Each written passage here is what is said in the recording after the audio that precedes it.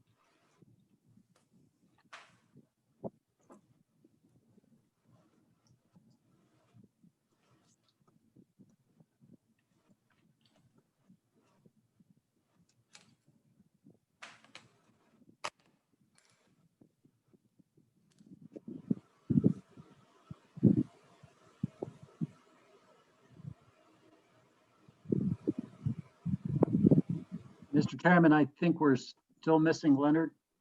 Am I?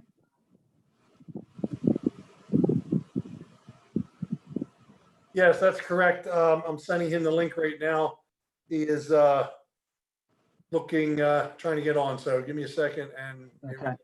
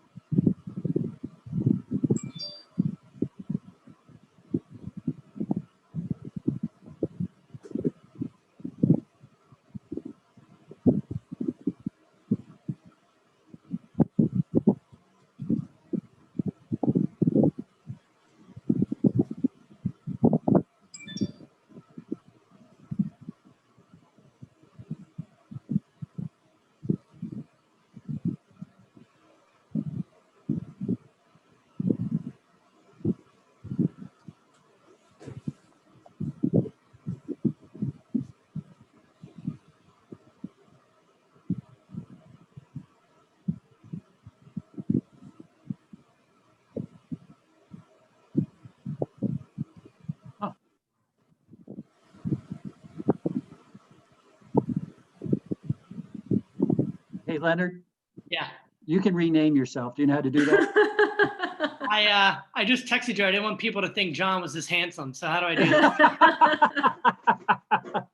If you just go in the corner, Oh, that there's three three dots. blue dots, Yeah. and one of the choices is rename. Got it. Thank you. All right, Mr. Chairman, we are recording and to both YouTube and for ourselves for the meeting, for the agenda. If I can, I'll go quickly over how we're handling public comment, and then I'll turn it over to you. So again, this meeting is a virtual meeting of the township, as we've been doing during COVID. We are accepting public comment in 4 ways. You could have dropped your comments off at the blue drop box at the entrance of the township building. I did check the blue drop box before about an hour ago before the meeting, and there was nothing in the drop box for public comment. You can raise your hand during this meeting and you will be recognized. Just bear with us and we'll pull you up and we'll announce your name. And when we announce your name, you can go ahead and share. Make sure you please share your name and your address when you do share. If you're coming in by phone, you may also, there's a way on the phone to make public comment by raising your hand. If you didn't figure that piece out, you can send us an email at publiccomment@newtowntownship.org. And you can see that on the screen right now at the very bottom in the blue hyperlink. Again, that's publiccomment@newtowntownship.org. We will also take mail in that way if you want to, or we'll take public comment in that way if you want to send it to the email address during the meeting. It is being monitored and we will make sure that it is read into the record if you send it that way. Mr. Chairman, I'll turn it over to you. Thank you, Mr. Neese. The board was meeting in executive session prior to this meeting to discuss two personnel matters and one potential litigation matter. So with that being said, Mr. Neese, would you please call the roll? Mr. Nawn, Present. Mr. Partridge, Here. Ms. Roberts Lightcap, Here. Mr. Russo, Here. Mr. Altieri. Here. Your engineer, solicitor, and your manager are all on the meeting as well. Thank you, Mr. Neese.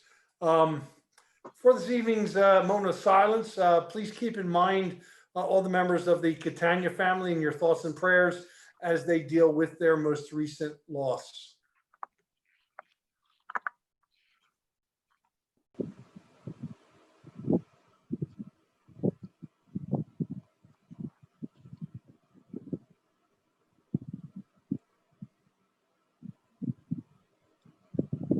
All right, thank you.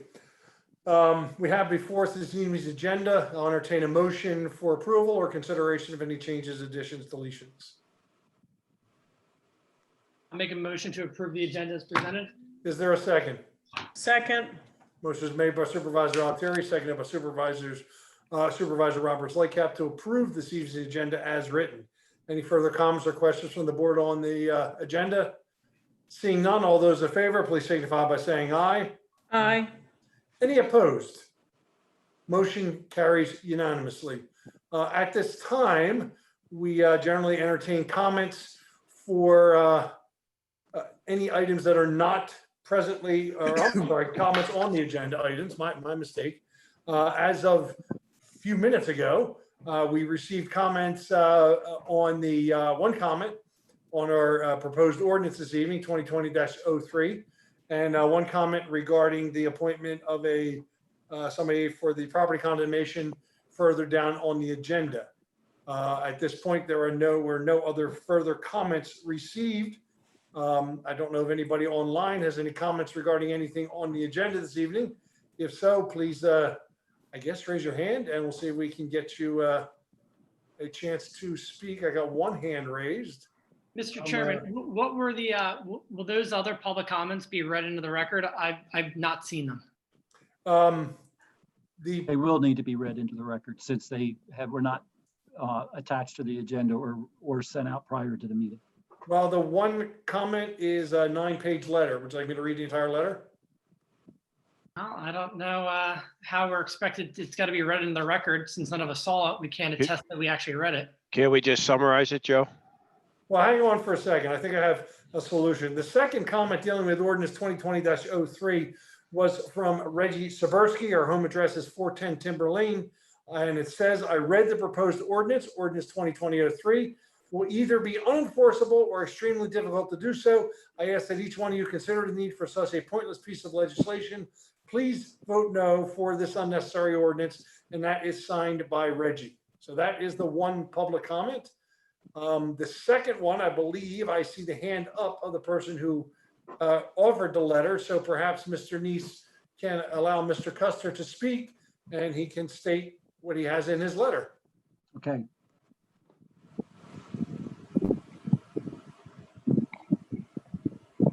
Mr. Custer, you'll need to unmute yourself.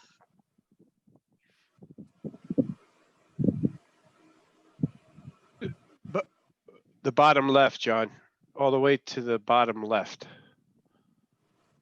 Okay, can you hear me now? Yes. Again, Yes. Okay. You did get my letter, so I want to just summarize this. This is based on what I saw on the agenda that you were going to be beginning condemnation proceedings. I assume that is against Episcopal Academy, and it's to allow us to travel through their access road. Is that correct? that is correct, yes. All right. Basically, what the letter said is I don't see a reason why this condemnation is necessary. It's going to cost the township a lot of money.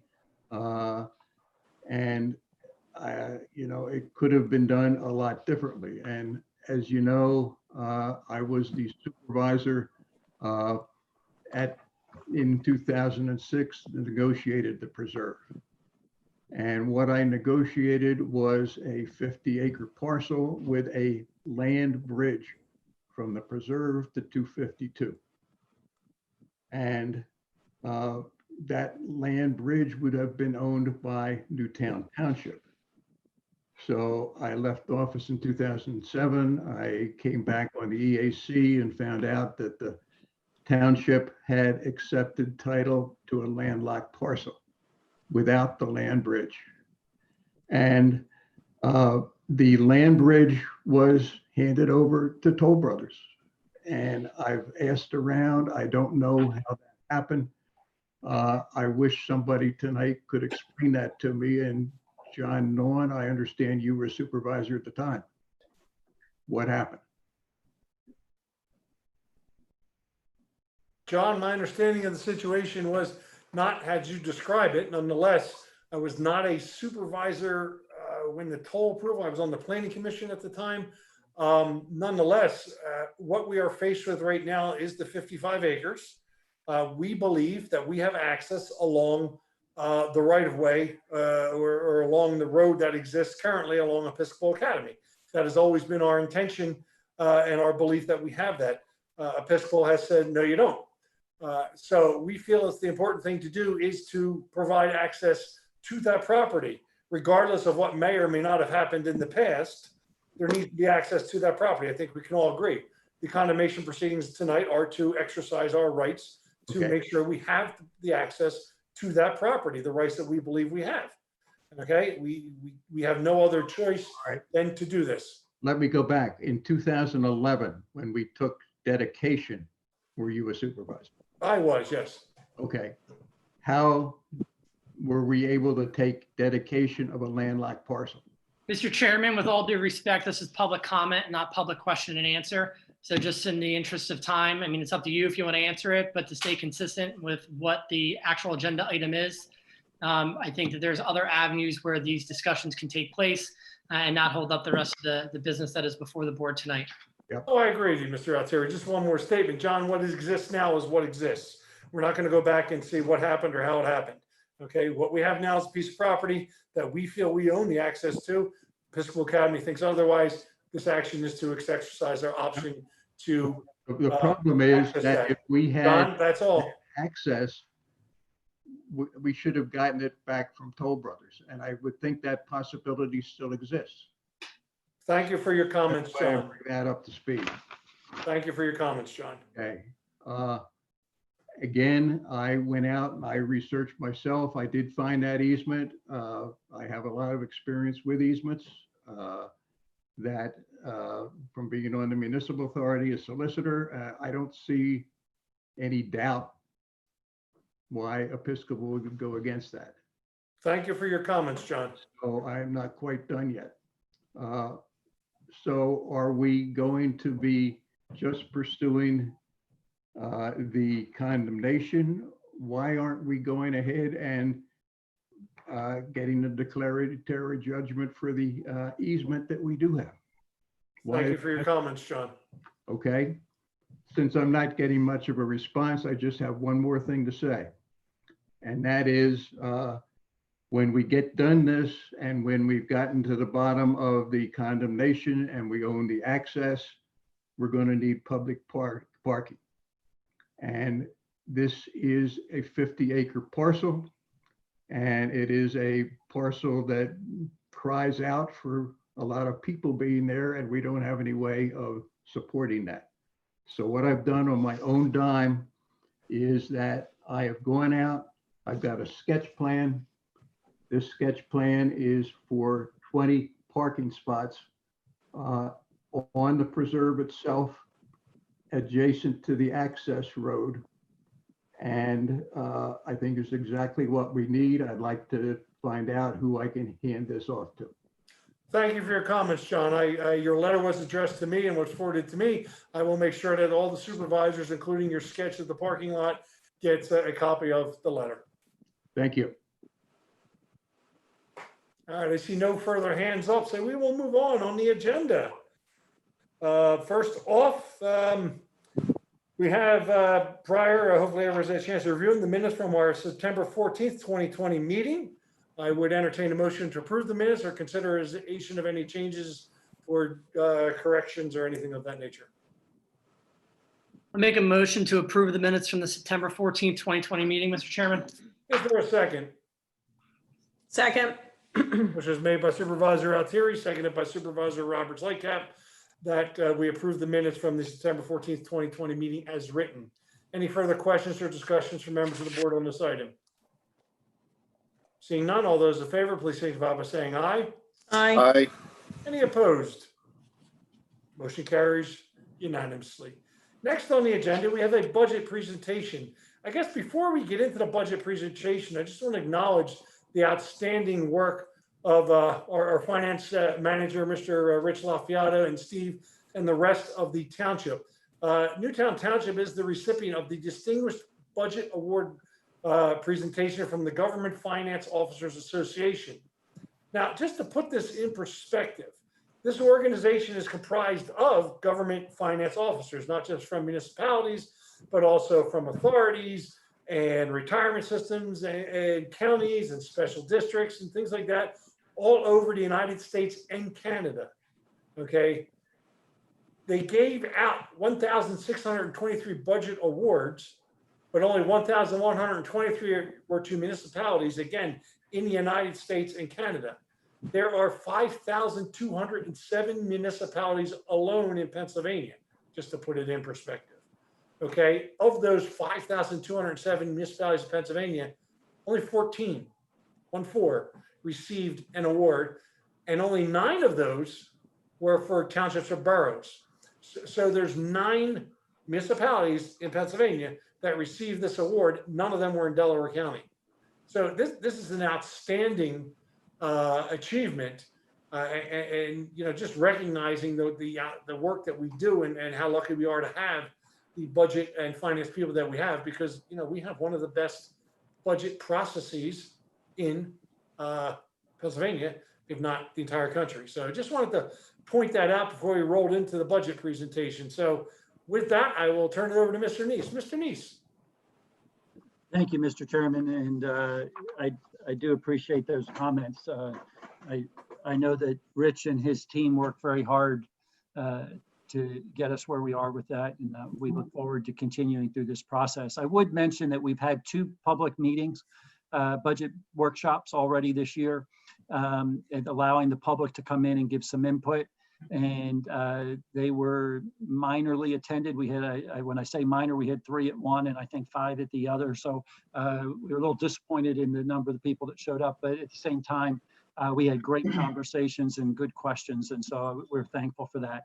So Rich, are you going to share your screen or do you want me to share it? If you can share yours, that'd be great. Okay, great.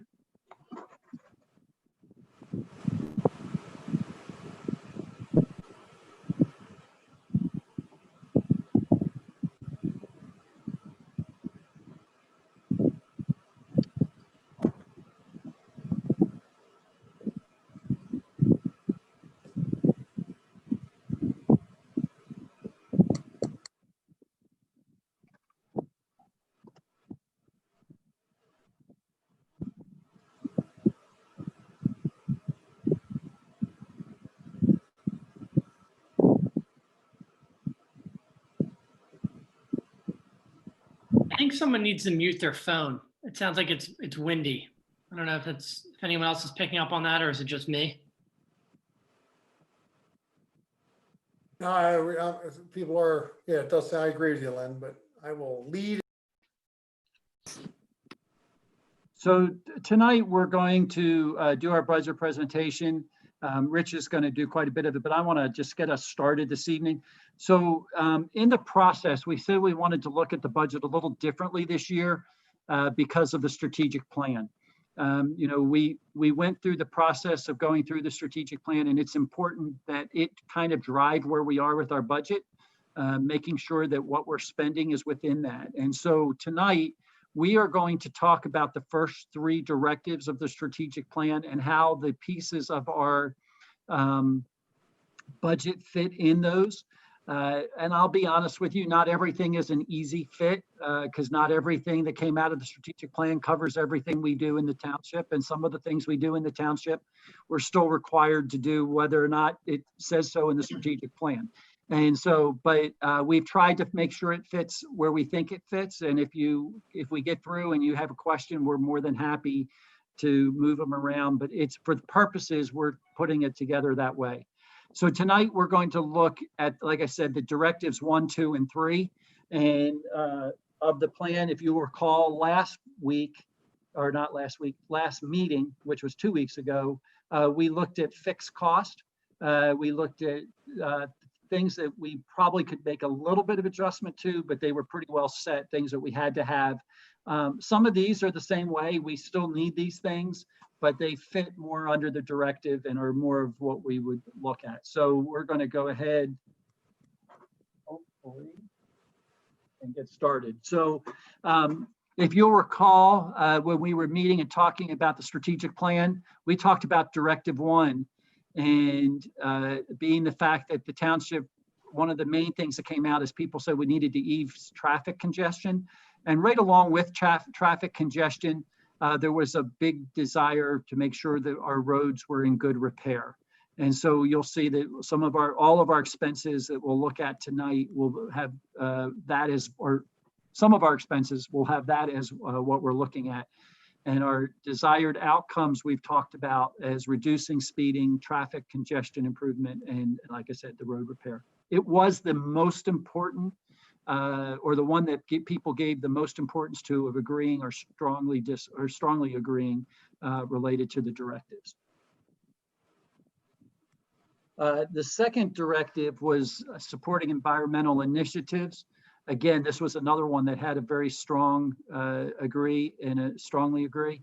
There was the desired outcomes were increasing water and vegetation preservation, preserving open space and reclaiming open space where we can, as well as making sure we do good stormwater management.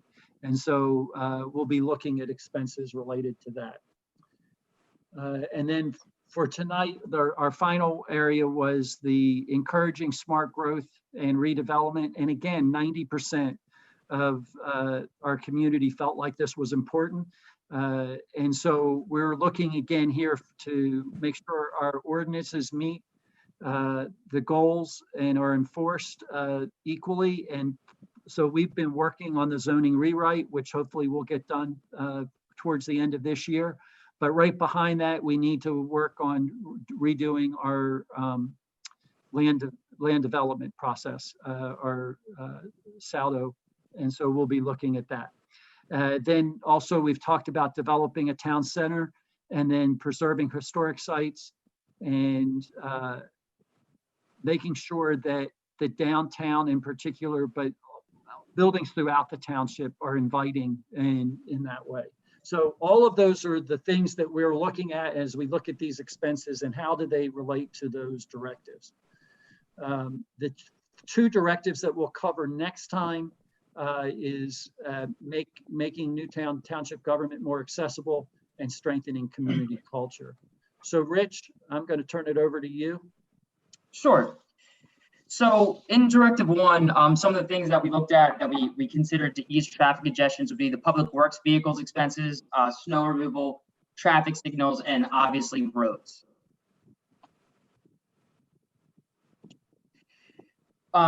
So we're just going to go over the major changes here for each of the directives. And as you can see, the major increase in Directive 1 can be found in the road maintenance capital program. In 2016, the township started to put $50,000 away each year for the road program. Each year, the board chose to put an additional $50,000 in. In 2020, the township set aside $250,000. An increase is being suggested to bring the road program contribution up to $300,000 for the 2021 budget. The overall goal is to have the general fund contribute between $300,000 and $350,000 annually. And that is the main change in Directive 1. I'm sorry, Rich, what does that equate to in miles of roadway to be repaired, to be in the road program we're currently in? How much did we spend on the roads currently, and how many roads are we upgrading right now? So, Question? yeah, so that actually is a kind of a loaded question. It all depends on the price of asphalt, as well as how big of a program Well, the program we're in now, how much is that program that we're currently in right now? The program we're in now is a $5 million program, and I'm not sure off the top of my head the exact miles of road that it's paving. Okay, I was just trying to put it in perspective of Tina? Yes, Sorry, Eileen. it's Eileen. It was 11, just approximately 11 miles that we did this year, all variable width. And I believe the total was about 4.1 million. Specifically for the paving. Okay, Okay. so we talk about these numbers, it equates to, and how many miles of road do we have in the township? About I could get that 51 for and you. a half, 52. 52 miles of roadway in the township? Okay, thank you. I think you have to, it makes it easier to understand. If you break it down, Tina, this year's program was about $373,000 per mile. Okay. Thank you. So moving on to the capital funds, the numbers I just presented before were actually your general fund numbers, and we budget capital and general fund for ongoing expenditures, things like the road program and vehicle replacement program. This slide is talking about pure capital fund use of fund balance dollars. So since there's a capital purchase freeze in 2020, we thought it would be appropriate to break down capital into two different categories. You have your 2020 incomplete and then your new. Each directive is broken down into these two types of capital. And the first thing you'll see on here is the replacement of, we're actually going to replace a Mack truck with a 750. Since we didn't replace it in 2020, which we suggested, we believe that it's appropriate to replace in 2021. So moving on to the two new items, staff is requesting to replace one streetlight pole and upgrade some fixtures missed during the LED upgrade project for about $7,500. And lastly, we're requesting to purchase some temporary speed tables. These will help staff make recommendations on where permanent speed humps should be placed in an effort to reduce speeding throughout the township. How many of them? I believe it's 2. They're when I purchased speed tables once before, we paid $5,000 a speed table. And George was getting prices between $15,000 and $20,000 a piece right now. It's crazy. And we have to do temporary before we can put permanent? Is that? We don't have to. The goal was to do temporary and make sure where we are putting him is producing the desired outcome.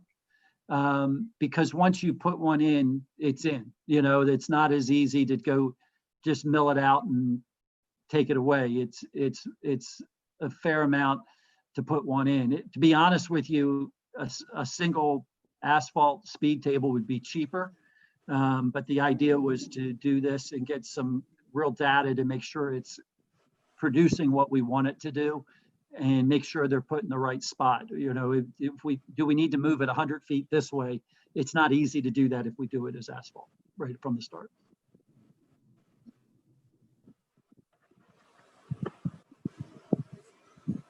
So if there's no other questions, we'll move on to Directive 2.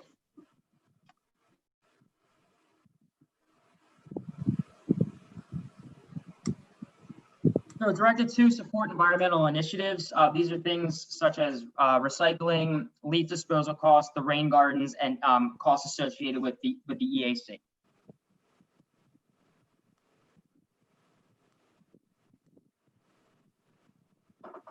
So as you can see here, there's not a lot of changes being recommended from the 2020 budget. I would like to make note, though, that under the recycling department, these costs are associated with leaf disposal and electronic recycling bins, not the actual recycling contract. If you recall from the meeting on the 14th, we categorized the recycling contract as a fixed cost because the contract actually runs through 2021. So when you see that number of $62,000, that is not including the recycling contract.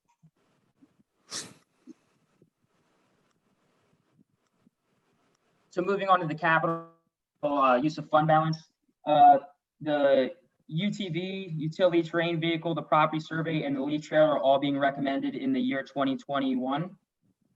Again, I would just like to make a note that the leaf trailer is grant dependent. If the township does not secure the grant dollars, then we would not recommend making the purchase of the leaf trailer. Rich, can you explain what this leaf trailer does in relation to what we have now? So Is this the truck system? Yes. Yeah. Okay. Never mind. So as for new items, we would recommend replacing the current lawnmower. The current lawnmower is a little worn, and with the additional locations such as the paper mill property, the old mower is going to see more use, and we would recommend replacing it. Last but not least, the paper mill house roof. The paper mill house roof is deteriorating and needs to be replaced. In 2020, the township applied for a grant, but due to COVID-related issues, the PA Historical Commission had limited funds and the project was not chosen. If the grant is open in 2021, the township will apply for it again to help offset some of this cost of replacing the paper mill roof.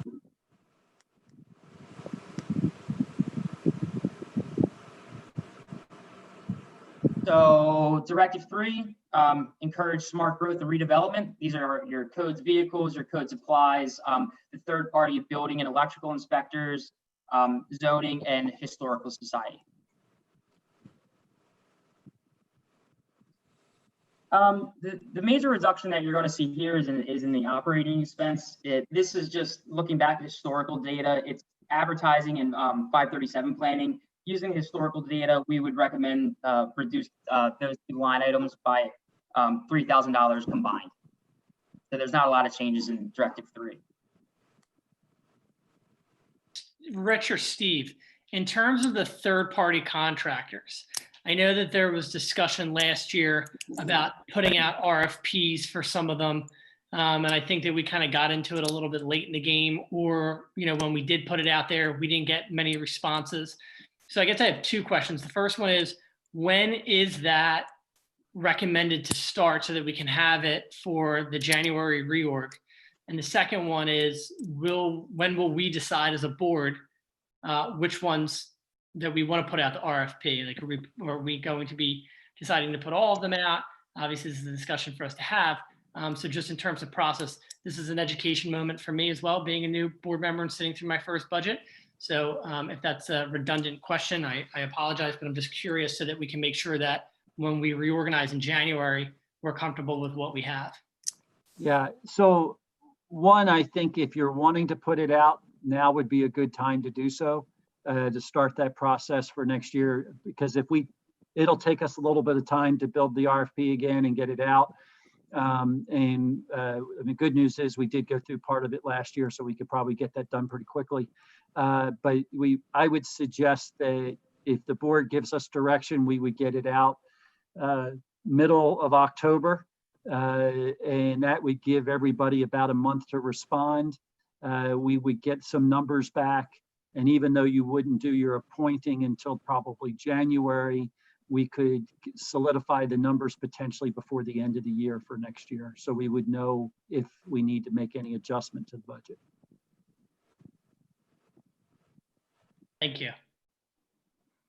So is that something the board wishes us to do again? I mean, I'm in favor of doing it. I'm only one, but I think that we also, now with the advent of the Shade Tree Commission, and I know that Stan Tech has been serving as the arborist, but I think it's important for us to put an RFP out for an arborist as well. A township arborist.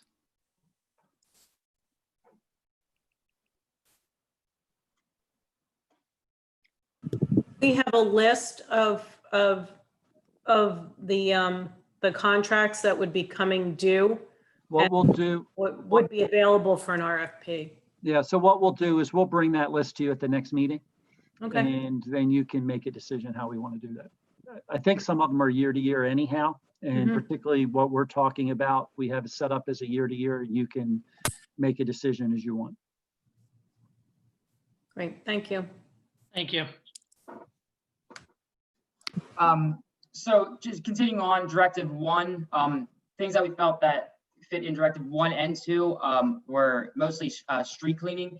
These are just an operating expense to keep up the street sweeper we purchased, replacement brushes, things along those lines. So there's no recommended change in Directive 1 and 2. Moving on to Directive 1, 2, and 5. As you can see, there is also no change. And the things that fit under here are just mostly your everyday public works operating expenses. So last but not least, the thing that directives that we thought, or I'm sorry, line items that we felt fit all the directives. The main change that you're going to see in here is the facility maintenance. So this is actually due to two different things. The first is an increase in cleaning supplies associated with COVID. Hopefully there's going to be some reimbursement dollars from either the county or PEMA or FEMA that we're going to have some offsetting revenues to help this. And the second aspect of this increase is, since the renovation, we have had minimal dollars spent on building upkeep. In 2020, we believe that there might be some 2021, there might be some projects that were not covered by the building maintenance that were going to be increased. For example, it would be things like the phone system and things along those lines. So that is the major change in the general fund all directives category. I would mention we're also experiencing some challenges with a few of the electronic things that we put in we've had a little bit of challenge with some of our doors with the card readers. And so we're out of warranty now. So when we have to do work, it gets a little expensive. The good news is we think we found a solution.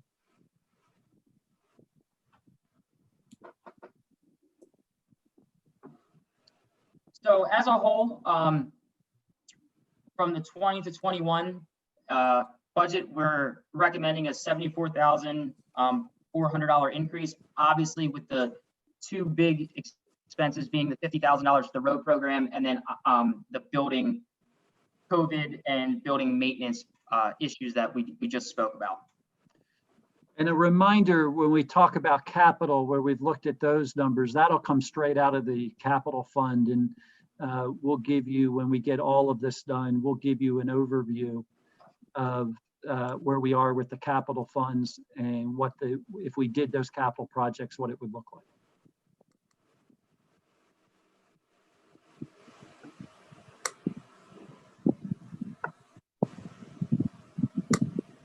Any other questions, comments from members of the board on the budget presentation? Again, just to clarify for the purpose of those listening, we are not taking public comment on the budget at this point. We will do that as part of the budgetary process later in the year. These are merely just presentations to help us and you understand what's going on with our budget. Seeing no further questions on the budget. Well done, Rich, as always. Thank you. Let's move on to reports. Before I get to the first report, again, some more good news. I just want to comment or commend Chief Lunn and his department on their handling of the speed enforcement issues on Stony Brook. We did get a letter from a resident expressing their gratitude and the fact that they thought that the speed was reduced and people were no longer doing bad things as they're driving down the street. So appreciate all your work, Chris, and your department's work. And especially Officer Wildiggs, I believe they called him out specifically on taking care of this. So thank you very much, sir. So we have a report from the police department. I don't know if Chief Lunn has anything to add. We have reports from our Public Works Director, George Sharretts. I don't know if he has anything to add. We have a report from Andy Rezchek, which has the codes report for July, the codes reports for August, and other things on there. I'll start with those three. If they have nothing to add, does any board member have any questions for any of those individuals on their reports? I do. I have one for George. The sinkhole formed on Northline at Green Valley Road. And I know that you mentioned a little bit further in your email that investigative work has been done on the sinkhole issue at Northline Road, at Green Valley Road, including having the stormwater piping televised. What is I know that that area is getting washed out a lot through stormwater, but just curious if we have an idea of what caused that sinkhole and where we are in that. Sure. So this is George Sharretts, Public Works Director. The sinkhole on Green Valley and Northline is forming because the stormwater pipe is actually deteriorating in that location. So the whole pipe is starting to go. When we cambered it, we determined that it was in bad shape. So one, we're going to be looking at replacing that section of pipe. The challenge that we're facing is that the water that's coming into the pipe from that location is actually coming from outside of the township. It's coming from Marble Township. So we are trying to research any agreements that may have been in place when that pipe was put in so that we know if there's maintenance responsibility from whence it's coming from. Thank you for that, George. And then the only other thing I'm going to add, and I know I said this last month, but I just want to reiterate it, because I obviously have been driving through Campus Boulevard, both in the morning because Ellis Avenue is shut down with the PennDOT project that they're doing. The amount of people that I see using those bike lanes, whether they're walking, running, or riding the bike along Campus Boulevard, both in the morning at 7:30 in the morning and then at night around 6, they're packed. So I just wanted to say again that I think it was a great move for the township to do that, and it clearly seems that the residents are really enjoying it. So thanks for that, George. Thank you very much. I know we're thrilled that we were able to get those in there and we had the support to put them in. So thank you. All right, if there's no further questions, let's move on. We had also have a report, or a monthly report from Finance Manager Rich LaFiata, and we have our report from our Library Director Arlene Caruso. If anybody has any questions for George or Arlene, signify. I don't see any, so we'll move on. Next is a report from Eileen Nelson. I'm sure Eileen is going to want to speak somewhat. So Eileen, do you have anything to add to your report? I do, Mr. Chairman, thank you. With respect to the Flanagan Center manhole, George had reported to me that it appeared to be damaged. In speaking with the contractor, it was not damaged. They went to lower it and determined they needed a different profile for the rim. So they just put the top back on and are coming back to make that replacement. But that was good news that it seemed a little odd that someone would have hit it in some way. So they will be back to do that. Also, with respect to the Clearbrook Road culvert replacement, we have a pre-construction meeting scheduled for Tuesday, October 6th. And that same day, we'll be meeting, George and I will be meeting with the Delaware County Conservation District at Glendale Boulevard regarding the low volume road grant program. Hopefully we can dovetail something in with that program to get some funding for it. I do have, today I picked up 37 of the over 500 surveys that we sent out and requested. We still have a deadline of October 1st, which gives a few days left. But, and I hope to get a lot more than the 37 that we have, but I just wanted to report on that progress. And I didn't know if you wanted me to go over the change order now or wait until item 14.1.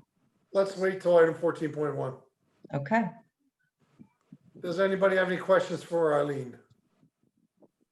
Seeing none. Eileen, yes. What about the, any further updates on the drainage? I drove through Toll Brothers a few times in the last week or two due to the construction on the different roadways. And I noticed that they still have a lot of silt fence up. They have a huge pile of topsoil on the back, I guess, right-hand corner. Is that all leaving, or that's not staying there? And I guess my question is, there's a lot of dirt on the roadways. So my question to you is, what's going on with the drainage? Have they opened up any more of these galleries? Have they cleaned any of these galleries? What are they doing over there? Because when we talked to the gentleman a few weeks ago from Toll Brothers, the HOA president, he really wasn't sure what was going on. He said they still had issues with Toll Brothers. He didn't elaborate. I hope I can track all the questions you had.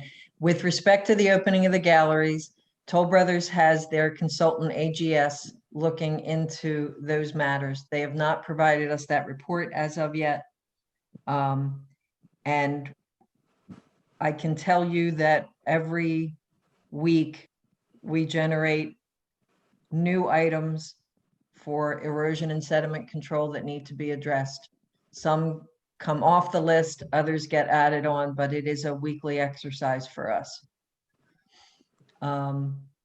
They are not, and I believe this is with the support of the HOA, they are not proposing to provide the top course of paving throughout the development until the spring. We have prepared a list of areas that we believe should not be left as they are through the winter, so that street repairs will be undertaken before we get there. But the drainage is still a work in progress as far as where we are.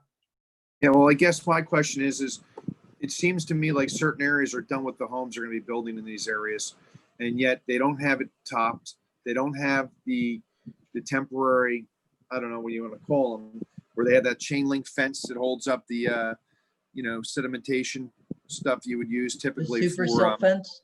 yeah, but Yeah. it's in the middle of these ponds. So I don't know what exactly you call it, but Oh, they're called like- baffles. yeah, the baffles that aren't supposed to be there long-term, right?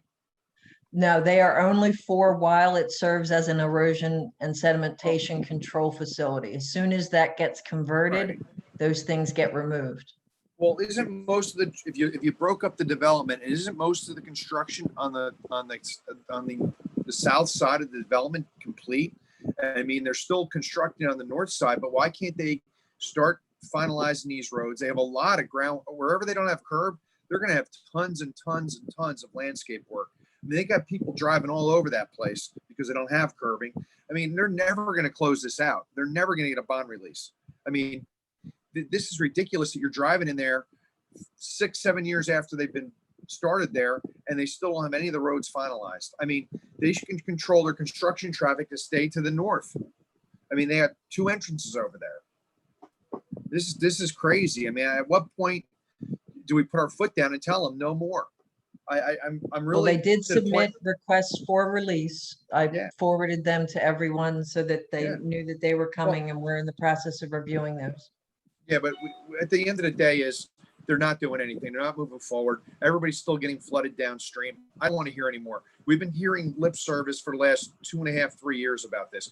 The HOA doesn't know what's going on. Toll Brothers doesn't know what's going on. And again, all the stuff to the south should be paved. They haven't built a new home in there in probably over 2 years. So if they're all done, they should be paved. The temporary sedimentation baffles should come out, and we should see if this stuff works. Because I'll tell you right now, they're going to have to leave a lot of money in escrow until we make sure this drainage works. Because I have a feeling it's not going to work. and we're continuing to flood out neighbors below. And it's to the point where we flood out the trail. We flood out everything. Everything around them gets flooded out, but yet there's never an answer. So my answer is, if you don't open up and check these galleries the way they were designed to work in these storms for like 6 months, you're never going to know if this stuff works. You can't just say, oh yeah, it works. We got to actually have some kind of trial test time to see if this drainage system works. I have a feeling it's not going to work. And they don't even put it in action. And the areas that are done, they didn't even come back and pave the areas that are done. They didn't come back and pave the areas and then landscape their growth. I mean, all that area, like we have 2-3 feet of dirt on the side of those roads where those McMansions are, that all has to be fixed before they can get their money released. I mean, it's crazy. It just never gets addressed. Let me ask this question, because Mike's always talking about Toll Brothers and this area. What can be done that can address these issues? I mean, is there anything that the township can do besides having a meeting with them? Because it seems like we talk and talk and talk, and nothing, and it never seems like any of these issues are getting resolved. I'll be the first to admit this is not my wheelhouse as much. I don't really know this area, so I'm deferring to what Mike's saying on this. But what is it that we can do? Because every month we're hearing more and more complaints about this development and the surrounding development that's causing these issues. I mean, what is there that we can do besides us talking about it every 2 weeks, which I don't have a problem with us talking about it. I'm just trying to think of what the solution is. That's for anyone who. My solution is you shut things down for a while and you'll see how fast these things get fixed, but we don't want to do that. And that's the difference between our neighboring towns. You go one thing out of compliance and Radnor, Lower Merion, the job gets shut down. They don't care if you take them to every court in the state in Pennsylvania. And believe me, I built one little project in each place and it was very difficult. The minute a speck of dirt gets on the road, the minute something doesn't go right, the minute a neighbor gets inconvenienced, everything shuts down. And we don't do that here. And unfortunately, these guys are not doing a good job. They've been bad neighbors the whole time they've been in town. They're bad neighbors on the other side of the road over where they bought the townhomes or whatever you call those homes over there on the south side of the road by the trail when the trail gets washed out. I mean, at some point in time, their feet have to be held to the fire. I mean, and I think it's getting sooner than later because these residents are going to get stuck with all these problems. And again, Eileen, I really would like to see a plan marked up at the next meeting, or you can email it out to us where you're requesting they do top coating before the winter, because there's no reason in my mind that all that stuff that's finalized cannot be top coated and the drainage structures opened up. And the stuff where they're doing construction can stay the way it is. They don't need to drive construction equipment through the whole development anymore. Mike, let me the way it clarify. happens in other towns. Mike, let me clarify.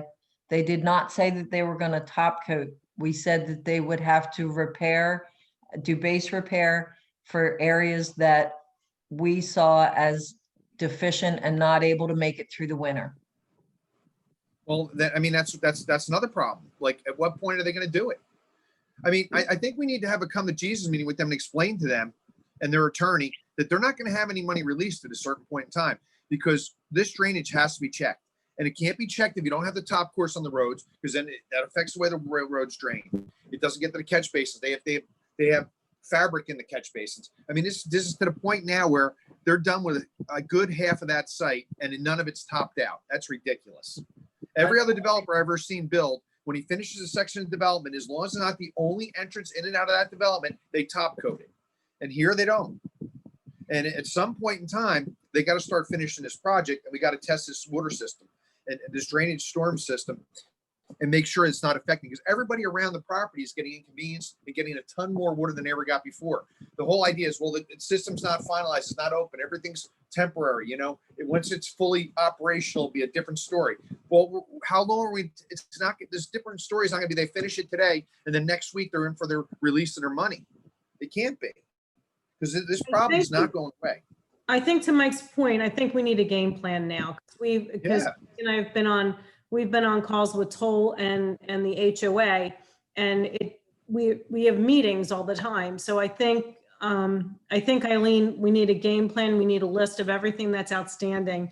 And I think Mike needs to add also the areas of concern that his direct neighbors have gotten, because they're being flooded. They feel their water, stormwater management is affecting those existing neighbors as well.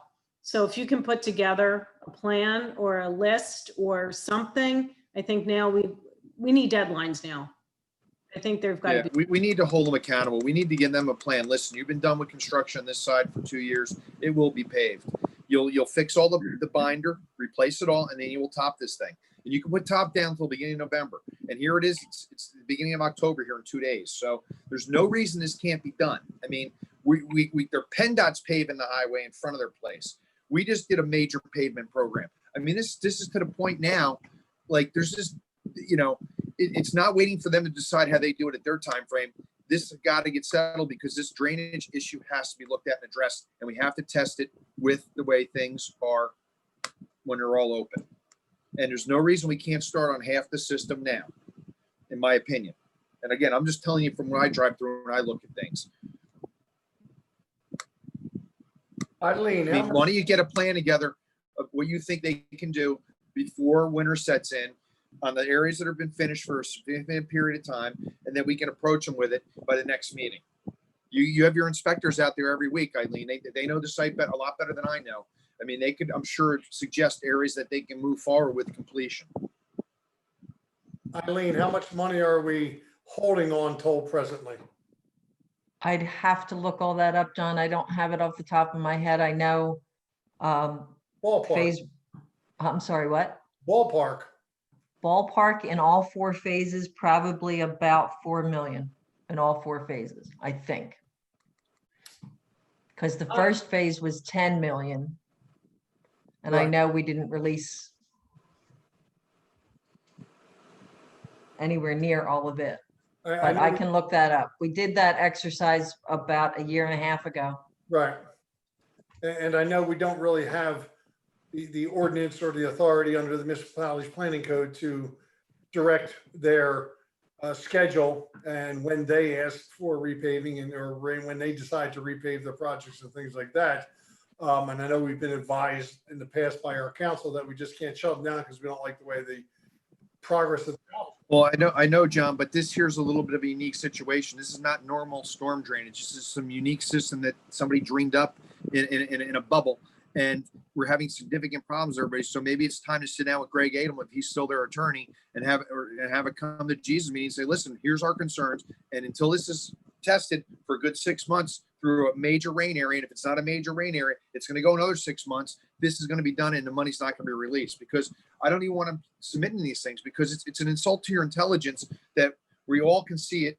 We can all understand our complaints from our neighbors and friends, and at this point in time, they don't address anything. Now, the last thing that came up on the meeting, Tina, and correct me if I'm wrong, now they're getting their own neighborhoods getting people with flooded out basements now, which never happened before.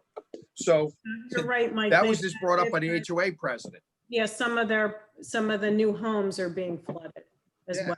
And that was never an issue until this last few months, from what I understand. No, there have been several residents that had issues, and they were not immediately after they moved in, because in their drainage area, residents did landscaping projects that altered the flow. Inlets weren't capturing what they were supposed to. So several years of modification made everything blow up, and with the intense rains we've had, I know last summer, I want to say in July and August, one resident had his walk-up basement cellar doors just blow out. So it's not brand new. There have been some issues inside the development with some alterations made that weren't approved. So. Okay, well, I still think we need to have them come to a meeting with their attorney and explain to them now that these guys are just not addressing these things, and that when this system's open up, this is not a normal system in any kind of, right? This is very unique. It's very like a one of, and we're going to have look at this for a long period of time before we're willing to release any monies, because again, this is significant damage to everybody downstream, and it just doesn't seem like anything is being opened up and tested. I mean, they've been out there, like I said, for 6-7 years, and there's not one part of it that's fully functioning. It's just, it boggles your mind, in my opinion. When do we expect, Eileen, the system's going to be fully functional? Fully functional. As Mike indicated, a lot of the top course not being in place means that the structures don't collect everything they're intended to. If Right. their asphalt berm leading to it gets exceeded or the cross slope gets exceeded. So I Right, would say until they are fully topped and fully stabilized, we won't know the ultimate effect. All right, well, if their drainage system isn't working now because of the way they're maintaining the roads, then they either have two options. Either they need to take the tops off the inlets and come up and lower them so that the water from the roads can get into the inlets. It's not going to change any drainage, once they pave the roads, it's all the same drainage. So the expectation is that the drainage system that's out there now needs to be able to accommodate the base roads. It's not a matter of waiting till they're topped. They're violating essentially the drainage, their own plan and the regulations by not having the inlets meet the grade of the road. So they can either lower the inlets or pave the roads. In the meantime, we can't release $1 for anything anymore on drainage until that's fixed, because their drainage system isn't functioning, has been built to the way it's supposed to. Just like we wouldn't release money for inlets if the inlets aren't built to the proper grade and stick out above the roadway. Well, that's exactly what they're doing right now. So why would we release any money for any of that until it functions? It's their option when they want to pave the roads, but in the meantime, the drainage system has to work. So the question is, how do we get their attention to make that happen?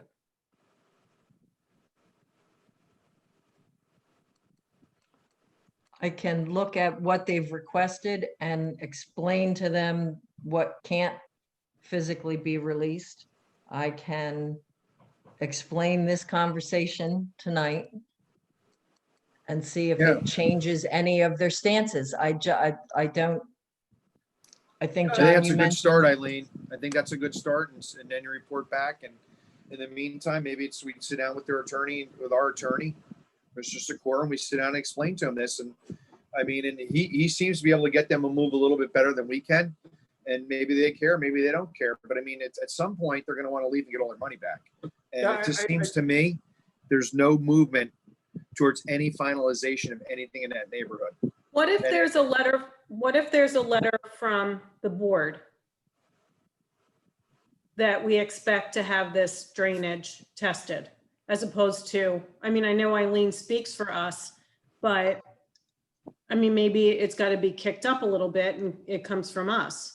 Well, I don't know if we actually have to write the letter.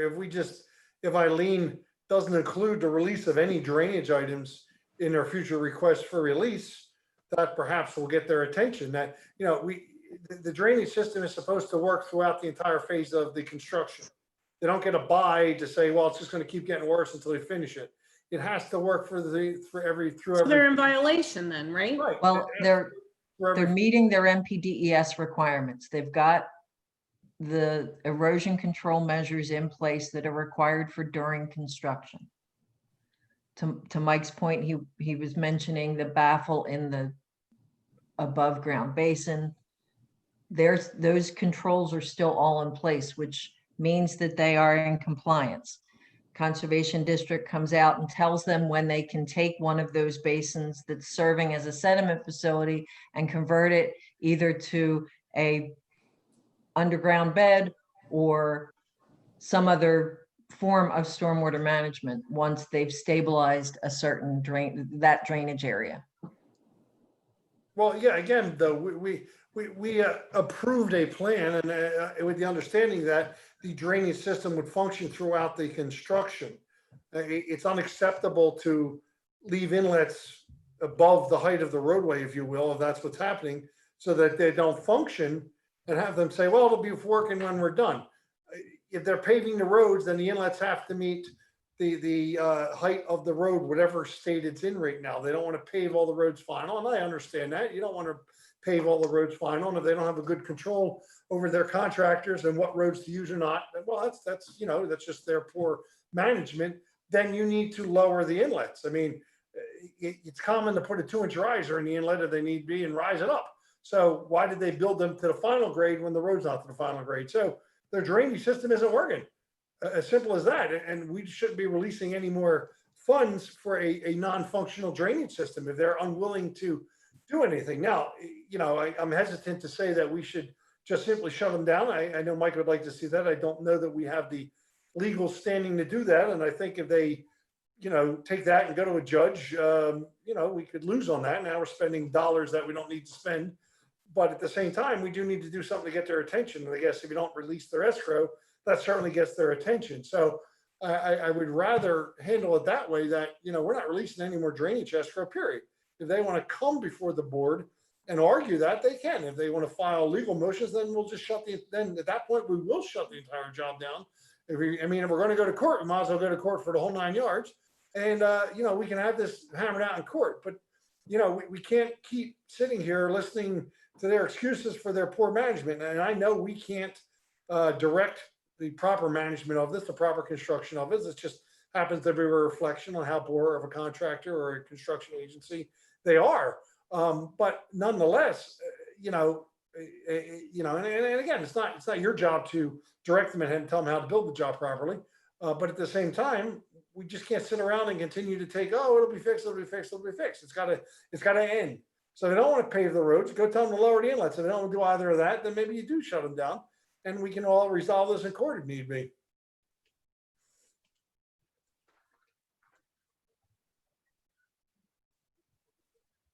We will make sure that gets communicated with them on our Wednesday meeting. And I will be working with Eileen and Rich to set up a meeting with their attorney. Do you meet with them in person on Wednesdays or on Zoom? Zoom, When's the next meeting? 9 o'clock Wednesday morning. We just do conference calls. Yeah. Oh, well, patch me in. Okay. I'm free 9 o'clock Wednesday morning. Patch me in. I'll be glad to I'll- say exactly how I just said it. I'll send you an invite. Thank you. Mike, you good for now? I think that was a yes, but he's on mute, so. Yes, sir. I'm good. All right, thank you, sir. Thank you very much. All right, where are we? Any other questions for Eileen on her report? All right, moving on. Mr. Neese's report. Mr. Neese, please. Yes, I have several things. You already mentioned the budget award, so I'll just skip over that. We do have the title for the Sawmill property at 252 and the corner of 252 and Sawmill. That was the old fire property. So everything is settled there. So that is now township property. And so that'll give George another project to take on. So, but we'll start making sure that we get that taken care of as well. As we discussed a little bit earlier in our moving forward and down under 14.2, we're going to ask that you look at approving a dollar amount for our appraiser for the condemnation proceedings. I also am asking that I would like to get an estimate. I'm going to meet out at the site with the appraiser and with our engineer. I'm going to ask her to provide us an estimate of what it would take for the engineering and survey that would have to be done as part of this project. And I'll get that back to you hopefully soon. But in order to do that, I need to get the appraiser out there and get started. So just wanted to let you know where we are with the process. And we will be getting that moving forward as soon as you approve 14.2 tonight. Under last meeting, we met and we talked about the leaf collection plan, and attached to the agenda tonight, not only for you, but also for the public, is a letter as well as the brochure about how this is going to work and the street list. I hope you've had a chance to look at that. That is our plan. I think the Public Works team has done a great job of coming up with that plan. And when we met and talked more about the option for leaf drop-off, if you'll notice, they actually increased it from just the week after we did everything they're actually going to run leaf drop off through the entire leaf collection process. So if somebody misses it for whatever reason, we'll be open certain hours and allow people to do that and drop off leaves in bags, and Public Works will take care of it. So again, we're going to have one time through the township, and we will have a specific date. And if someone misses that date, then we will, the only option then will be for them to bag it and bring it to the township, or have their collection company or their leaf raking company, whoever they are, take the leaves with them. And so that's the plan. Any questions? Because George would like to get everything out. I don't think it's gone out yet, but we'd like to get it out. I think it was good. He published it by street. It looked good. Okay. Yeah, I looked at it. And I agree with Mike. I think it was a great plan. I think it's what we're doing the best we can this year under COVID situation. Yeah. So, Steve, I agree with everything they just said there. I think the brochure looks good. I think the letter looks good. The one question I have is, so there's two references inside the pamphlet where they talk about leaf collections do not take place on streets which have not yet been dedicated to the township, as these streets remain the responsibility of the developer or the private owners. Are we talking about streets like Lister, or are we talking about streets such as Locust Avenue, and Walnut Street and Pine? Are those streets? I don't know the answer to that. So this is the first time. and guess what? I don't know that answer either. And George is on. I'm going to let George answer that. Sure. So primarily what we're talking about are the streets like Lister and the developments that have HOAs.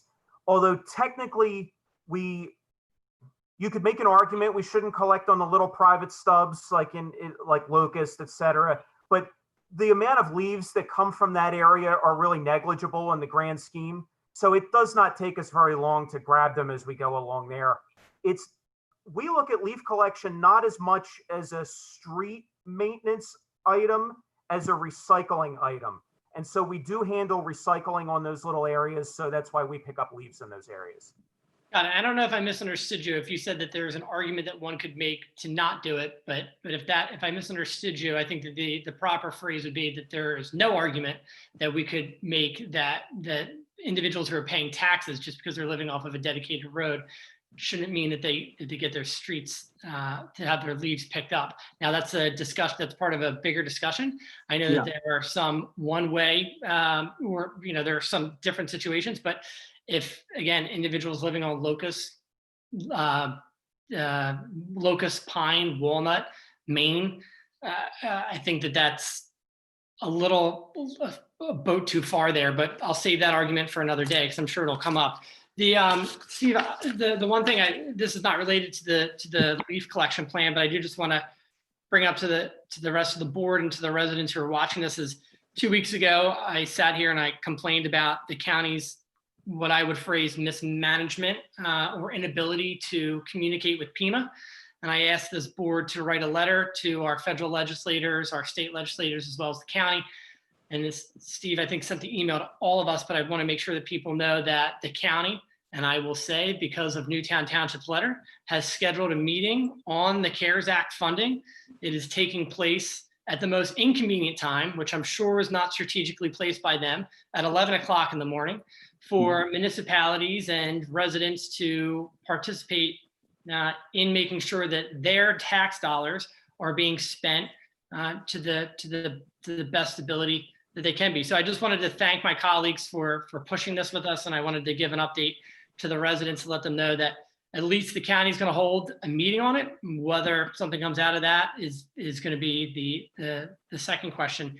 But Steve, will someone from our township be participating in that, or at least be sending comment?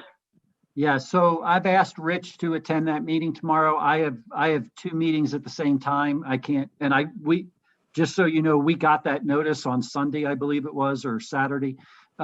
So we have put it on the website, and we have also put it on Facebook. So it is out there. If somebody's interested, if they can't find it, please let us know. We'll give you any information we can related to the link to get on there. Yeah, they're going to be explaining how they're using the 98 million. that was given to the county. So that's what's being done. So that was a great segue into my next item that I was going to bring up, Leonard. So on my list, it was perfect. There you go. And so the one other thing that I have there is that Delaware County residents who've been impacted by COVID also potentially have rent or utility assistance. We have information of that. That's also on the website. So if you are in need of that, and please, we hope our residents would take advantage of those dollars. Their taxpayer dollars have paid for this, and it's a good opportunity for them. So the other couple things that I have, we also discussed, I believe last time, a little bit about Earls Lake. Eileen and I today, mostly Eileen, but met with them being the construction team, the folks from DEP, for a pre-construction meeting. We have also met with DEP and Radnor and DEP and Radnor and ourselves related to the project and discussing how the dam is going to be basically decommissioned and removed. It is a partial breach. The township's position is that this is a DEP order, and the homeowners association there is following through with the DEP order. And our goal is just to make sure that what they do is done safely, and what they do is done with the least amount of impact downstream as possible, as well as making sure that they are able to stabilize the ground as it gets exposed, as the water is drained from the lake. So the township is requiring soil and erosion permits, and it's also requiring a demolition permit. So just wanted to give you that update. We have acted, we have taken the steps, and as requested by the board. Thank you, Mr. Neese. I do have a request. George and I have been talking. We've got some concerns about the school zone out on Route 3 for the St. Anastasia area, the crossings that are there. George was out there the other day and found that they were still blowing through that school zone, and they're not slowing down enough, and they're not stopping as needed. So I've asked George to go ahead and do the signs, even though we had put a freeze. I want to get at least the signs up. So I've asked him to go ahead and start that process, because it takes a little bit to get those going. I'm asking for a release from the freeze for us to go ahead and do the lights as well. We just think we need to get this done. People are either not seeing it for some reason or not paying attention. We need to bring more attention to that school zone and slow traffic down. We approved this already, correct, Steve? Excuse me? We approved this already. It was just prior to the freeze, correct? It was prior to the freeze. You had approved us spending the money and going through the process. We would still need to, it's going to require us to get at least 3 quotes. So, but I need to get George started on that and doing that. I'm just asking you that we would take the money from somewhere, even if it means going into fund balance this year. I just think that it's that important. And they're in-person school at St. Anastasia's, correct? They're in. They are and, in, yes. Yeah, and Okay. I'm hearing that in the not too distant future, the Marple Newtown School District's going to go back on a hybrid schedule, and so Yep. they're going In to 2 be. weeks. Yeah, so they're going to be crossing there as well, and Yep. so we just think we got to do something. No, I agree. I agree too. I mean, I see the police out there enforcing, so I know the enforcement is going on. I think perhaps drivers were confused, it's COVID, it's 2020, that the school wasn't in session, but they are actually in session now full-time, not hybrid, but actually full-time. So yeah, I mean, we had planned to do this. I don't think we cannot do this just because we have a freeze going on. I would agree that this needs to be done. Mhm. All right. So we'll move forward with that, and we'll let you know where we are as we're moving forward. And then my last thing is, I think everybody is aware that we're due to have the LPGA in town in the next couple of weeks. I wanted to let you know that it is not open to the public this year. So we will not be closing down St. David's. But if you see a lot of traffic going on in that area, there's still going to be roughly 750 people there every day related to that, between camera people and all kinds of stuff. It has been approved by the state. It's been, their whole COVID plan has had to go through the state. And later this week, on Friday, the police, the fire, the ambulance, as well as emergency management, Gene and myself will be out there walking the area, understanding the whole project, the process of what's going to be going on to make sure that we have a safe event, but it is not open to the public at any point. And so I just want to make everybody aware that it's not open to the public, but yes, there'll be a lot of cars there because you got to think there, I think there's 100+ golfers and every one of them has a caddy. And then you throw in the people who are putting, the LPGA team, and then you add all the news folks, and then you add the, help folks. That's how you get up there. It was a crazy number, but anyway, our police force will be out there as part of that as well. So I just want everybody to be aware. Mr. Neese, do we have a copy of their approved COVID plan? We do. It's been reviewed by us, but it's also been, I've made sure that Jean's reviewed it from our emergency management standpoint, and she's got way more of a medical mind than I do. And so she has looked it over and made some suggestions in addition to what the state has made. Okay. Any questions for Mr. Neese on his report? All right, we'll move on.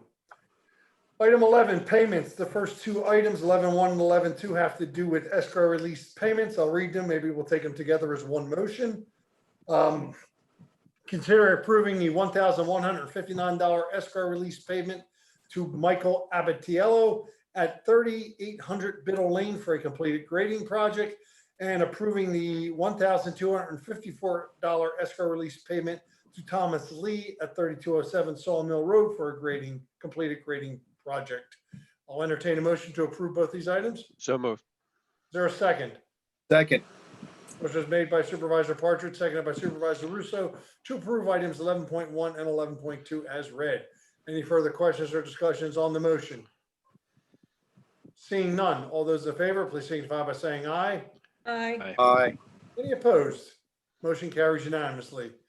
Item 11.3 is to consider approving the third quarter pension plan contribution totaling $183 or $183,692.25 and $132,550.25 for uniform employees and $51,142 for the non-uniform employees.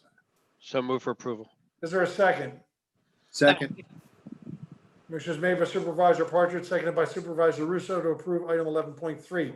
Any further questions or discussions on the motion? Seeing none, all those in favor, please signify by saying aye. Aye. Any opposed? Motion carries unanimously. Item 11.4, consider approving pay request number 2 from JMC Contractors in the amount of $59,794.97 for the 2020 inlet program, which leaves a remaining balance of $8,523.17. This release has been approved by the township engineer. So moved. Is there a Second. second? Second. Motion is made by Supervisor Altieri, seconded by Supervisor Partridge to approve item 11.4. Any further questions or discussions on the motion? Seeing none, all those in favor, please signify by saying aye. Aye. Any opposed? Motion carries unanimously. Item 11.5 is consider approving pay request number 4 from Glasgow totaling $613,599.02 for the 2020 road program, which will leave a remaining balance of $853,694.86. This release has been approved by the township engineer and does not include work associated with change order number 1. Anybody like to offer a motion on that item? So move for approval. Is there a second? Second. Second. Motion is made by Supervisor Partridge, seconded by Supervisor Russo to approve item 11.5. Any further questions or discussions on the motion? Hearing none, all those in favor, please signify by saying aye. Aye. Any opposed? Motion carries unanimously. Under item 12.1, I'm going to offer a motion that we approve the bills on check register dated today, September 8th, 2020, in the amount of $1,038,389.33. Do I have a second? Second. Motion was made by myself, seconded by Supervisor Partridge to approve item 12.1. Any further questions or discussions on the bills? Seeing none, all those in favor, please signify by saying aye. Aye. Aye. Any opposed? Motion carries unanimously. Item 13.1 is consider approving ordinance 2020-03. This is for the advertising of the litter ordinance. So we're not approving the ordinance, we are approving the advertising of the ordinance. So moved. Is there a second? Second. Motion made by Supervisor Altieri, seconded by Supervisor Roberts Lightcap to approve the advertisement of ordinance 2020-03, the litter ordinance. No, that's listed wrong, John. It was advertised. This is just for approving the ordinance, not advertising. Oh, I'm sorry. My mistake. You are. No, it's written on the agenda incorrectly. I just noticed. No, it's actually, it's the ordinance is about advertising litter. Right. All right. See, I'm reading this. We're not advertising for litter. We've advertised for an ordinance related to advertising litter. I thought we had advertised for this before. Well, Read what's written here. Litter in general, too. I know you did circulate the ordinance around to all the supervisors, and I think it was posted on the township website. It was actually advertised. Yep. Well, then that changes the motion. So is the first and second still good for approving the ordinance itself? Let me ask that question. Yes. Yes. All right. So the motion to approve the ordinance was made by Supervisor Altieri, seconded by Supervisor Lightcap. So therefore, let's go on to discussion. Any board members have any discussion regarding this ordinance? Again, we've all had a chance to review it. Yeah, John, I read the ordinance and I have no adjustments, no amendments to it. Okay. The only thing I want to say is I understand the public comment that was provided. I think that the public comment, as much as I have respect for the individual who submitted it, is missing what the bigger picture is that we're trying to do here. And that is to ban the annoying circulars that you get thrown into your driveway every Wednesday or every Thursday that accumulate when you're away, that let your neighbors and thieves know, thank God we don't have many of them, the latter at least, that no one's at the house and they can come into your driveway. And on windy days, those bags catch wind and blow the circulars all over the street.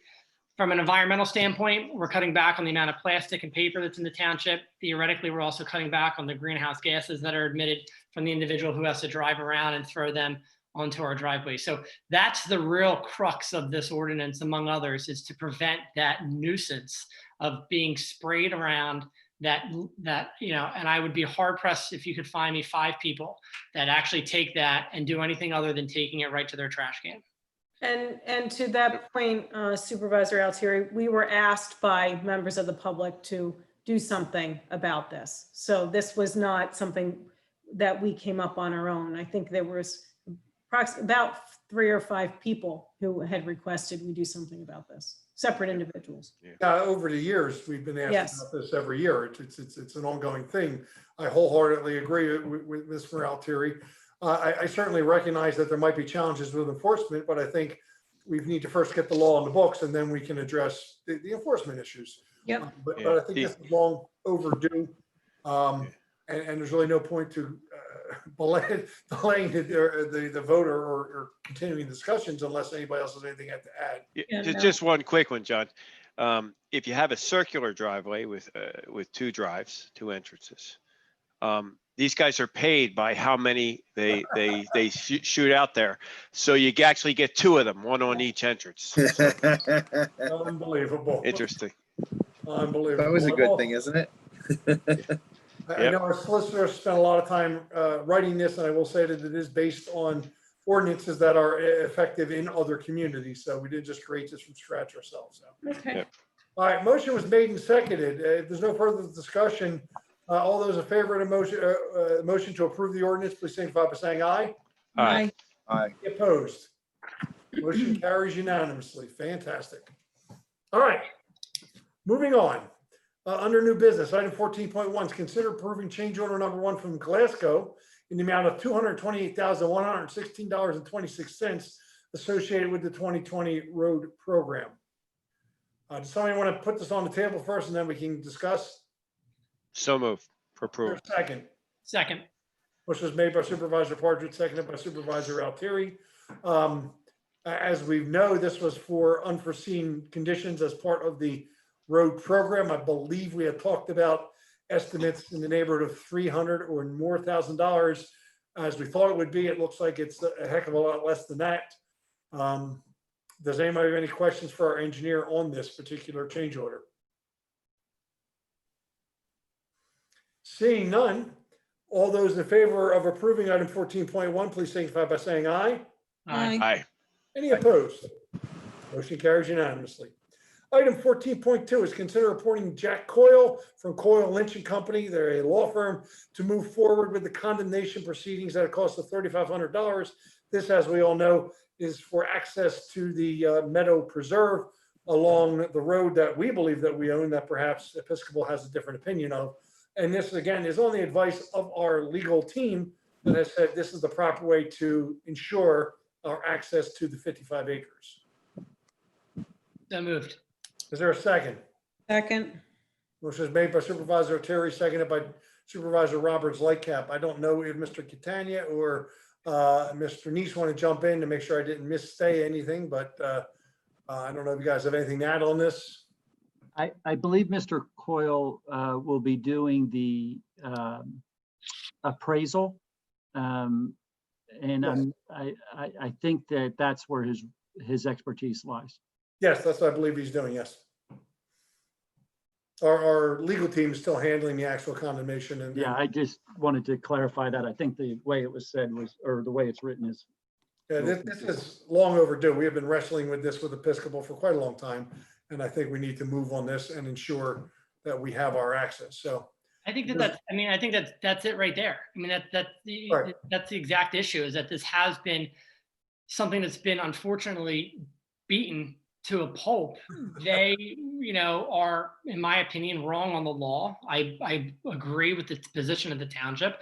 And so, to the individual to Mr. Custer, who had the public comment, yes, the documents are out there and they just refuse to honor them. Essentially, they refuse to allow us that access. We have done multiple meetings, and when I say we, it's been Supervisor Russo, Supervisor Lightcap, Chairman Nawn here. I think Ed's been in, Supervisor Partridge has been in a few of them.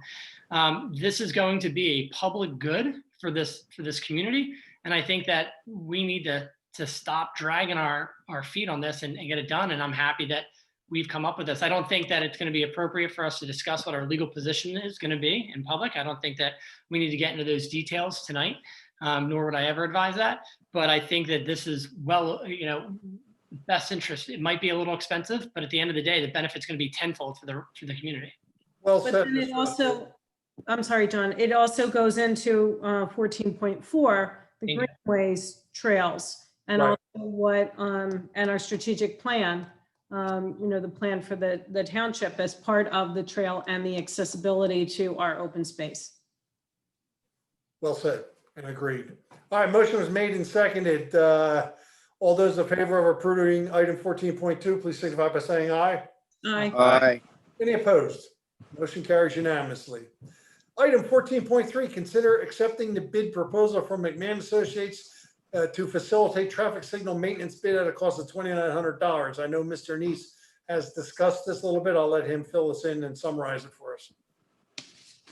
So if you'll recall, that we had talked about going out and using a third party to help us work through the process of the RFP related to the traffic signals. Our contract has expired. We're trying to get a new contract going forward. And so this we felt like we needed some additional expertise that the staff didn't have in putting this contract together, because these traffic signals are pretty involved in regards to what we're looking at. There's maintenance, and then there's all these things that come up throughout the year, and we're always pushing up against the limits of what we're allowed to do without going out to a full RFP.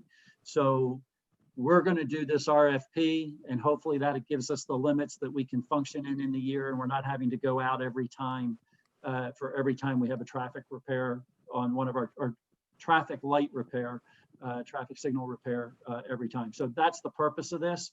They're going to help us.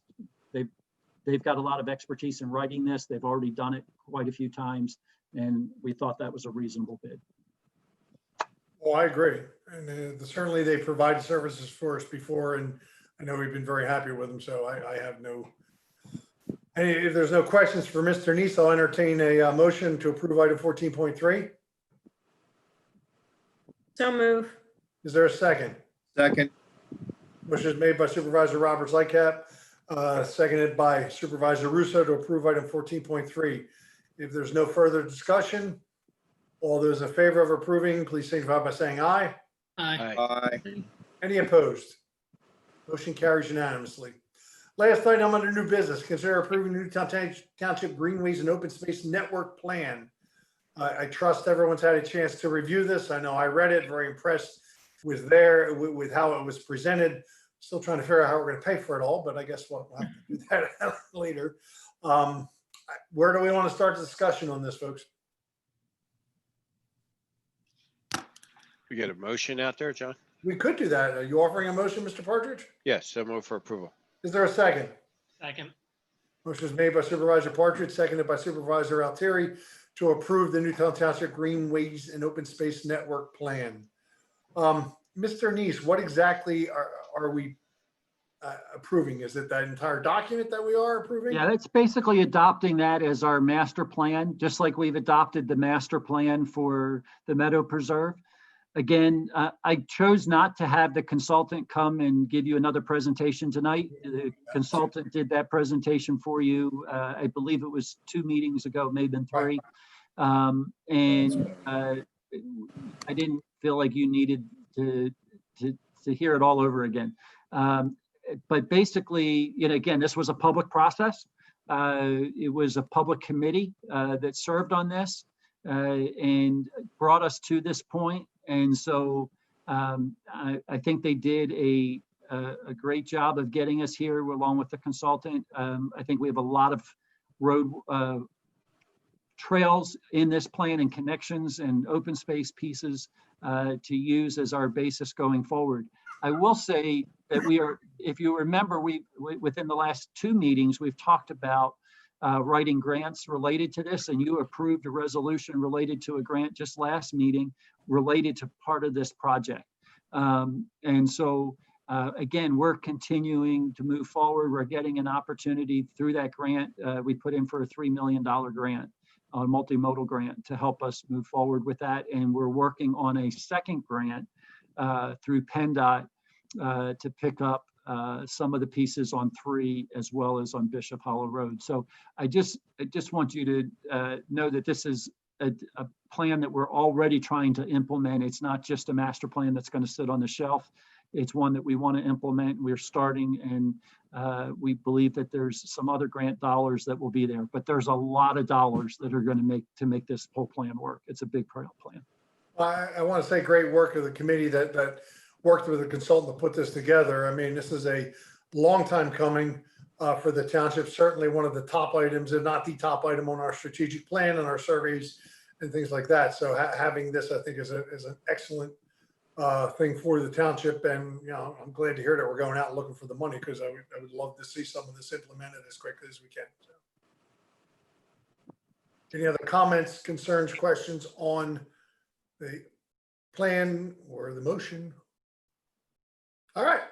All those in favor of approving the Newtown Township Greenways and Open Space Network Plan, please signify by saying aye. Aye.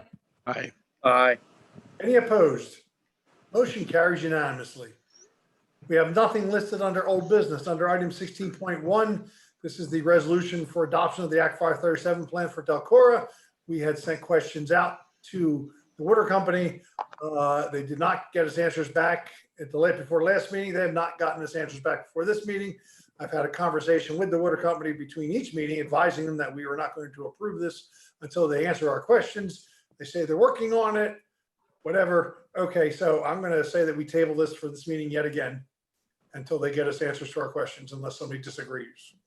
I think that they're disrespecting our time. I mean, how many more, 2 months now? I mean, if this was a priority for them, they would have provided their answers. I mean, again, it's just one agenda item and it's at the end, but it's still just a little bit of disrespect that we've continuously reached out to them to give them the opportunity to answer questions that we have, and they keep kicking this can down. So look, my philosophy is that I'm being disrespected right now, and I don't need to continue to be part of that. I agree with you, Mr. Altieri. I'm very frustrated, as you pointed out, that this was something they wanted, that they brought to us to do. Simple questions, I guess maybe they're not so simple, but whatever the reason, I will certainly convey with them that your feelings on behalf of the entire board, that we feel they're being disrespected now. And if they want this passed, they need to get us answers, or perhaps at the next meeting, we will take a vote, we'll deny it, and we'll move on, just to get it off the agenda. So we have no additional business listed. Is there any board members that would like to offer additional comment? Seeing none, that brings us to the public comment portion of the meeting. Again, a reminder of anybody out there that from the general public that would like to offer comment. This is comment on items that are not, I repeat, not otherwise on the agenda. So if anybody would like to offer a comment on something not on the agenda, please signify, raise your hand, whatever the proper methodology is under Zoom, and we will acknowledge you and promote you to speaker. And I'm not seeing any hands raised or anything like that. So that brings us to our adjournment. I appreciate everyone participating this evening. Thank you very much. Our next meeting will again be on Zoom. We had a discussion for this meeting about when we might return to in-person meetings, and we're still working on a plan for that. So at the very least, we are meeting at the first meeting in October on Zoom. Appreciate everybody's attention, and have a great night, everybody. You too. Thank you all. Take care. Thank you. Bye, everybody. Bye now. Good night.